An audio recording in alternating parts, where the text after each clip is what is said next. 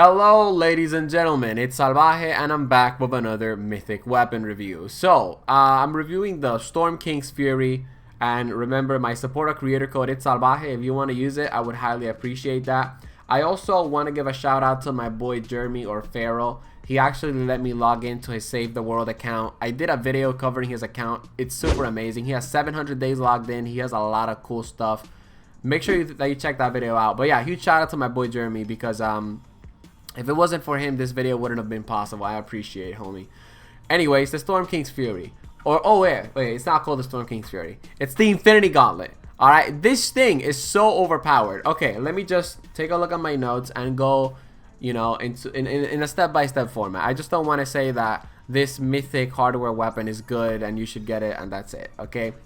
So, first of all, this thing does a lot of damage, okay? Like, I mean, it's kind of obvious because it's a mythic weapon, and I've said the same thing for the AR and the mythic sword as well. But this thing does a lot of damage, and the funny thing is that my friend Jeremy didn't even have this weapon spec'd towards doing a ton of damage. He just had a double attack speed perk on this thing, and this thing has a 20% base critical hit chance, which means that you can easily go for a double crit damage critical rating build, and you can get way more damage with this mythic hardware weapon. But yeah, without a crit damage crit rating build, I was just melting things extremely quickly.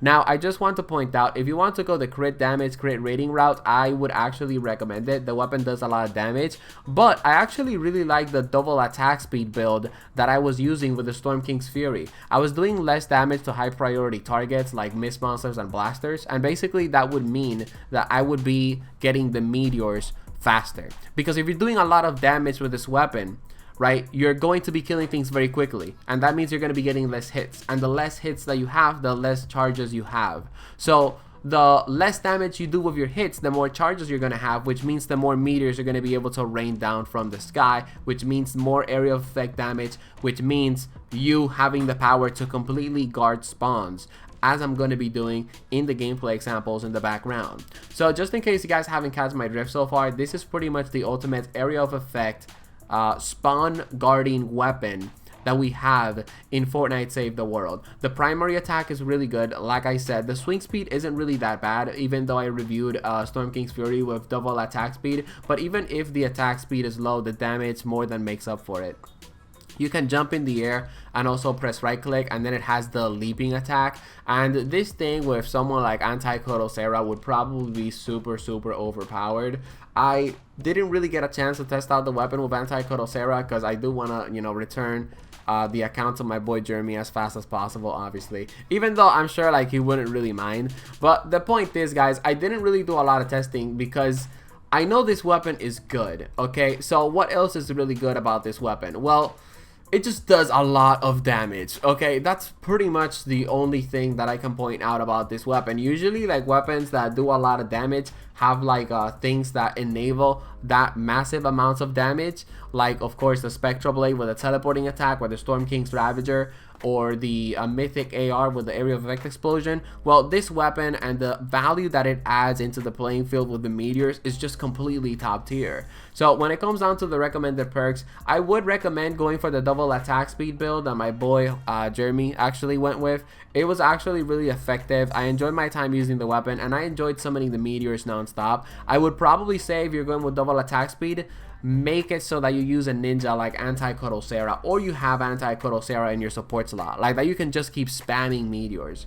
Those meteors are so amazing, by the way. I do have to say, when it comes down to the only con that the meteors have is that they don't go through structures and they don't go through in-world builds like houses and stuff like that. If you use the secondary attack in a house, you know, the meteors aren't gonna break the house. I mean, they might break the house a little bit, right?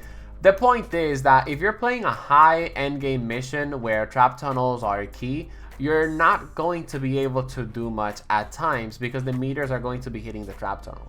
But this is a trap spawner type weapon. This is a weapon where you're supposed to go into the enemy spawn and pretty much just trap the husk in the spawn because you keep destroying them over and over again. So I don't really think that sort of holds the weapon back, right? The playstyle that this weapon has is the trap spawner type playstyle, and it offers a lot of value.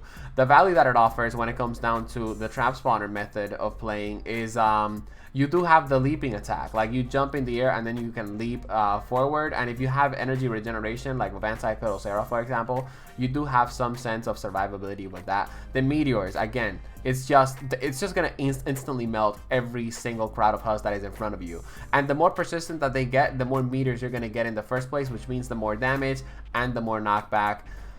It's just, this weapon's unstoppable, okay guys? Like, it has a con, but it's not really a con that's a big deal.